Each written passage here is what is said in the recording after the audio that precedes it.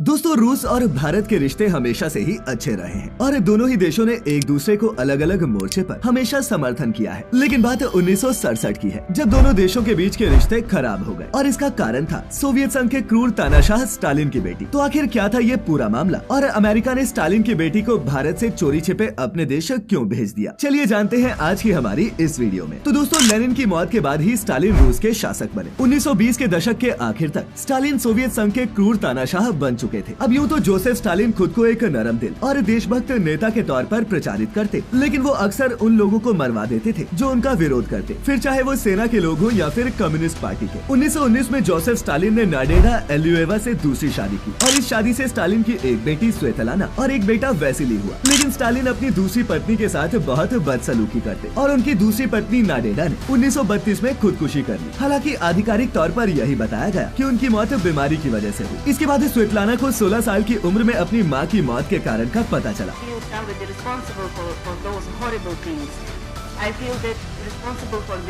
इसी दौरान वो यहूदी लेखक अलेक्सी कपलर से प्यार करने लगी। अलेक्सी उनसे उम्र में काफी बड़े थे और जिन्हें बाद में गिरफ्तार कर लिया गया और इन घटनाओं के बाद वो अपने पिता से पहले से भी ज्यादा नफरत करने लगी थी। दोस्तों, बता दें कि जोसेफ स्टालिन ने सन 1922 से लेकर 1953 तक सोवियत संघ पर शासन किया और पिता की मौत के बाद स्वेतलाना ने अपने बच्चों को सुरक्षित रखने के लिए राजनीति से दूर रहने का फैसला किया। वो गुमनामी में अपनी जिंदगी जीने की कोशिश करने लगी और इस सरकार ने भी उन्हें अपने पिता के खिलाफ बोलने से मना कर दिया और तो और सरकार ने स्टालिन का सब कुछ अपने कंट्रोल में ले लिया, यहाँ तक कि स्वेतलाना को भी। फिर 1957 में स्वेतलाना ने अपना उपनाम बदलने का फैसला किया। उन्होंने कहा कि स्टालिन का नाम उनके दिल को चोट पहुंचाता है और उन्होंने अपनी मां का सरनेम एल्यूलेवा रख लिया। अपनी 2 असफल शादियों के बाद वो 1963 में मॉस्को में एक भारतीय विदेश सेवा के अधिकारी ब्रिजेश सिंह से मिली। धीरे धीरे ब्रिजेश और स्वेतलाना के बीच में नजदीकियां बढ़ गयी और दोनों प्यार में डूब गए। ये खबर जल्द ही बाहर भी आ गई और एक बार फिर उन्होंने शादी करने का फैसला लिया। लेकिन सोवियत संघ की सरकार ने उन्हें इजाजत देने से ही मना कर दिया। चूँकि उस वक्त ब्रिजेश सिंह एक गंभीर बीमारी से जूझ रहे थे, तो वहाँ के सरकारी ऑफिशियल्स ने ये कहते हुए इनकार कर दिया कि उन्हें एक बीमार विदेशी के बजाय एक हट्टे-कट्टे रूसी आदमी से शादी करनी चाहिए। फिर 31 अक्टूबर 1966 को ब्रिजेश की बीमारी से मृत्यु हो गई और उनका अंतिम संस्कार भी सोवियत संघ में ही हुआ। स्वेतलाना ब्रिजेश की अस्थियां लेकर भारत जाना चाहती थी, लेकिन उन्हें इजाजत नहीं मिल रही थी। बाद में बहुत जद्दोजहद के बाद उन्हें इजाजत मिली और फिर जनवरी 1967 में स्वेतलाना ब्रिजेश सिंह की अस्थियों के साथ भारत आई। उनका पूरे हिंदू रीति रिवाजों के साथ अस्थि विसर्जन किया गया और स्वेतलाना ने अगले कई महीने प्रतापगढ़ जिले में ब्रिजेश सिंह के गांव कलाकांकर में गुजारे। वहीं दोस्तों, जानकारी के लिए बता दें कि ब्रिजेश सिंह दिनेश सिंह के चाचा थे, जो उस समय भारत के विदेश राज्य मंत्री थे और प्रधानमंत्री इंदिरा गांधी के काफी नजदीकी माने जाते थे। फिर इसके कुछ समय बाद स्वेतलाना ब्रिजेश के भतीजे दिनेश सिंह के दिल्ली वाले सरकारी आवास में ही रहने लगी। उनको यहाँ रहते हुए करीब 4 महीने हो गए, लेकिन न तो भारतीय मीडिया को कुछ पता था और न ही अमेरिकी खुफिया एजेंसी CIA को। दरअसल स्वेतलाना जब भारत आई थी तब देश में आम चुनाव का दौर चल रहा था, इसीलिए न तो किसी पॉलिटिशियन और न ही मीडिया को स्वेतलाना के भारत में होने में कोई खास दिलचस्पी थी। स्वेतलाना ने इसके बाद भारत सरकार से यहीं बस जाने की गुजारिश की, लेकिन मामला संवेदनशील था, इसीलिए उन्हें इजाजत नहीं मिली। इसी बीच रूसी नेता स्वेतलाना को वापस मॉस्को लाने के लिए छटपटा रहे थे। मॉस्को की तरफ से उन्हें वापस लौट आने का आदेश भी मिला, लेकिन स्वेतलाना किसी तरह उन्हें इनकार करती रही, क्योंकि उनका इरादा कभी वापस लौटने का था ही नहीं। और दोस्तों, इस पूरे घटनाक्रम का सिलसिलेवार ब्यौरा स्वेतलाना एल्यूलेवा ने अपनी आत्मकथा ओनली 1 ईयर में भी किया है। इसके बाद एक दिन स्वेतलाना अपने भारतीय आवास से ये कहकर निकली कि वो सोवियत संघ वापस जा रही है, लेकिन वहाँ से निकलकर वो कुछ ही दूरी पर मौजूद अमेरिकी दूतावास पहुँच गए। रात का वक्त था और दूतावास बंद हो चुका था। उन्होंने गार्ड को अपना सोवियत पासपोर्ट दिखाया और अपनी मंशा बताई। इसके बाद गार्ड ने रात में ही राजदूत चेस्टर बाउल्स को फोन लगाया। उस समय अमेरिकी राजदूत चेस्टर बाउल्स ब्रोंकाइटिस से पीड़ित थे और अपने घर पर आराम कर रहे थे। तो CIA के स्टेशन चीफ डेवली और सेलेस ने उन्हें उनके घर जाकर ब्रीफ किया, क्योंकि अमेरिकी अधिकारी भी कंफ्यूजन में थे, क्योंकि हो सकता था कि सोवियत संघ की ये कोई चाल हो और अगर वो सच में स्टालिन की ही बेटी थी तो इस बात के मायने इंटरनेशनल पॉलिटिक्स के लिए विस्फोटक थे। उनके पास 3 विकल्प थे। नंबर 1, कूटनीतिक कायदे के अनुसार वो भारत सरकार को सूचित करके स्टालिन की बेटी स्वेतलाना को अमेरिका भेज सकते थे, लेकिन इसमें प्रॉब्लम हो सकती थी, क्योंकि स्टालिन की बेटी का राजनीतिक महत्व था और भारत सरकार के पास ये मामला पहुँचने से सोवियत संघ भी इसमें दखल दे सकता था। दूसरा विकल्प ये था कि स्वेतलाना को बिना किसी मदद के वापस भेज दिया जाए और तीसरा विकल्प ये था कि ये कंफर्म किया जाए कि स्वेतलाना स्टालिन की ही बेटी है और उसी रात उसे भारत से निकाल लिया जाए। अब दोस्तों, ID कंफर्म होने के बाद स्वेतलाना को एक विशेष विमान से स्विट्जरलैंड ले जाया गया। स्विट्जरलैंड में स्वेतलाना को जॉर्ज कीनन से मिलवाया गया, जो एक न्यूट्रल फॉरेन अफेयर्स विशेषज्ञ थे। द्वितीय विश्व युद्ध के बाद कीनन ने अमेरिकी फॉरेन पॉलिसी को आकार देने में एक बड़ी भूमिका निभाई। कीनन ने कुछ वक्त मॉस्को में रहकर भी काम किया, इसीलिए वो स्वेतलाना को पहचानने के लिए एक उपयुक्त आदमी थे। किरण ने पक्का कर दिया कि स्वेतलाना असल में स्टालिन की ही बेटी है। अगले दिन जैसे ही रूसियों को इसके बारे में पता चला, वहाँ के दूतावास में हड़कंप मच गया। रूस को एक सीक्रेट टेलीग्राम मिला जिससे पता चला कि स्वेतलाना CIA के कब्जे में है। रूस ने आरोप लगाया कि स्टालिन की बेटी दिमागी मरीज है और CIA ने इसका फायदा उठाकर उसे किडनैप कर लिया है। स्वेतलाना को वापस लाने का कोई तरीका नहीं था, इसीलिए उसे मरवाने तक का प्लान बनाया गया। हालांकि ये काम भी काफी मुश्किल हो गया क्योंकि स्वेतलाना अब तक अमेरिका पहुंच चुकी थी। 12 अप्रैल 1967 को स्वेतलाना न्यूयॉर्क पहुंची। कोल्ड वॉर के बीच ये अमेरिका के लिए एक बड़ी जीत थी। और दोस्तों वो वहाँ अकेली नहीं पहुंची, उनके साथ सोवियत संघ में रहने के दौरान उनकी लिखी हुई यादें भी थी, जिनमें सोवियत संघ के शासन की ऐसी कई जानकारियां थी जिनके बारे में अभी तक बाकी की दुनिया अनजान थी। स्वेतलाना ने अपनी इन सभी मेमोरीज को $30 लाख